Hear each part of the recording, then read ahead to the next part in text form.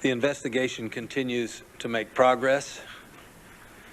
As of today, the FBI website has received 97,996 tips.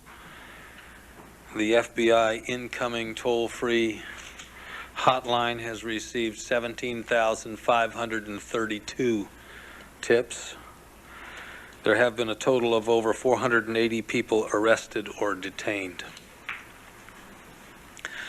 I wanted to take this opportunity to provide some details and contexts to reports of a letter that was found belonging to 3 of the hijackers. Copies of this letter in its original language will be provided. A 4-page handwritten letter was found in the suitcase of Mohamed Atta, one of the hijackers on American Airlines Flight 11. You may recall that there was a suitcase that did not make it to the plane and was recovered by the FBI in Boston. A second copy of the letter was also found at Dulles Airport in a vehicle that was used by Nawaf al-Hazmi, one of the hijackers on American Airlines Flight 77. Additionally, a third copy of the letter was found at the crash site of United Airlines Flight 93 in Pennsylvania. These 3 documents, this letter, is clear evidence linking the hijackers on the 3 separate flights on September 11th. The letter is written in Arabic and contains instructions to the hijackers as well as Islamic prayers. It is a disturbing and shocking view into the mindset of these terrorists. The letter provides instructions to the terrorists to be carried out both prior and during their terrorist attacks. Let me make clear that while this letter contains a number of religious references, I do not believe it to be representative of Muslims or the Islamic faith. The letter is a stark reminder of how these hijackers grossly perverted the Islamic faith to justify their terrorist acts. I want to express my appreciation for the efforts of American Muslim leaders to educate the public about their faith and to stress that the Muslim faith is peaceful and in no way condones these acts of violence. And I remind all Americans that law-abiding Muslim Americans are patriotic citizens who deserve dignity and respect. You'll be getting copies of the letter that'll be made available to you. Letters that were found in the 3 separate locations relating to the 3 separate flights. If you have questions. Attorney General, a representative of the European Union told us yesterday that its members will not extradite suspects to the United States unless the United States guarantees that they won't face the prospect of execution. Is this your understanding? And if it is, how do you deal with that? We have not sought extradition of any individuals in regard to this particular attack on the United States to date.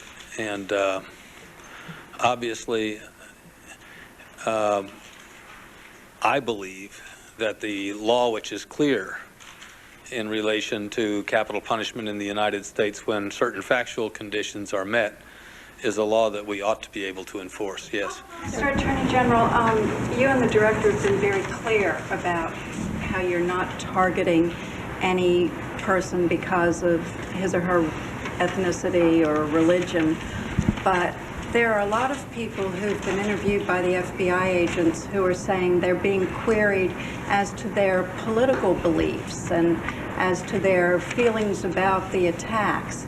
How is that justified?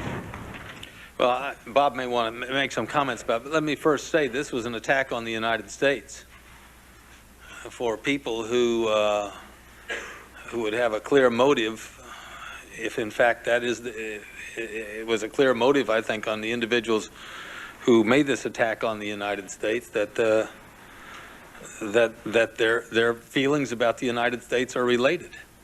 And when we're trying to talk to individuals who may or may not have been associated or who may have information regarding this, the way in which they the way they feel about the United States may be related.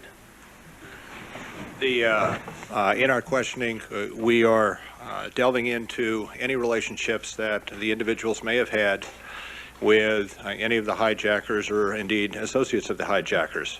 Inevitably, that may cross over into relationships that may have sprung out of attendance at, for instance, religious meetings.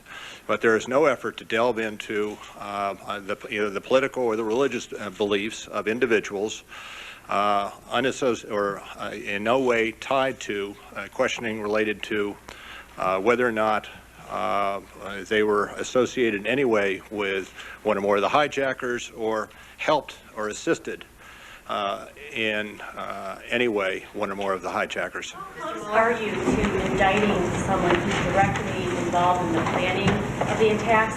And has the FBI identified anyone other than bin Laden who may be a mastermind of this plot?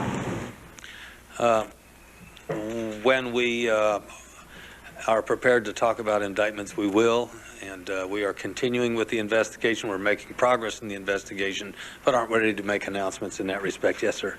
Mr. Mueller spoke yesterday briefly about focusing on prevention. Might we get some sense of what have been the most successful measures on prevention have been since September 11th? And there are some reports out there that there were a couple of incidents averted since that time. Is that true? Well, let me just say this. We are focused on prevention. We think the prevention of additional acts of violence against the United States by those whose agenda is to impair our ability to exist as a free nation, that agenda must be disrupted and interrupted. And to take steps to do that, there have been a wide range of things done, but including very substantial additional security in a variety of settings. You all are aware of them, everything from the grounding of crop dusters and then developing new ways of dealing with those tools of agriculture which could be perhaps perverted to other nefarious ends, to the different standards around airports and to an alert, heightened state of alert for a variety of other infrastructural assets of the country. And we hope that our effort to curtail any additional successful acts of terror will indeed be fruitful. And I think we've asked the citizens of the country to participate in that. I talked yesterday asking for their assistance in what I termed as, in effect, a national neighborhood watch. Everyone can be a part of making sure that we avoid additional acts that are so costly. Sir. And there was the only mastermind. Thank you. There was an arrest today in London of a man, last name Raisi, and British prosecutors said in open court that he provides a direct link to the hijackers. Can you tell us how important, can you confirm that and tell us how important either of you this is to the case and why? I am not familiar with exactly what the British prosecutors said, so I'm not in a position to confirm it, and I'm not in a position to comment on Mr. Raisi. I don't know whether, Bob, if you want to. Bob says he's going to give you the same answer. Now, I cut somebody off in order not to answer your question. Karen's question. Do you think bin Laden was the only mastermind behind the attack, sir?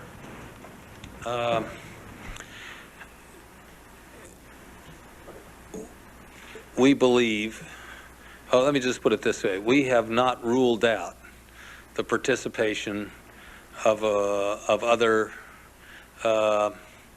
individuals and other organizations in this attack. Bob, did you want to add to that? The only thing I would say is that I think the focus of the questions in the past and the answers we've given is that there's not just bin Laden, but there's an al-Qaeda network that has been much written about and much talked about. And I think it is, one should not focus on one individual, but focus one attention on a series of networks across the world, which is, frankly, the focus of generally our counterterrorism efforts, but also in the course of this investigation, we quite obviously want to identify the ties, not just one individual, but any individual which may or who may share responsibility for what happened on September 11th. What is the investigative value of Have we been able to trace any of the 19 hijackers back to Afghanistan?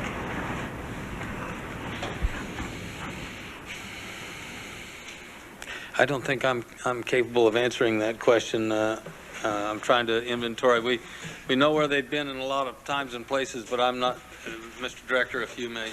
Well, it's something that we can't get into as part of the investigation, and part of our investigation, quite obviously, is try to determine the past histories of each of the hijackers, trace their time in the United States, but also attempt to identify where they were prior to their coming to the United States and track their movements through any number of countries overseas.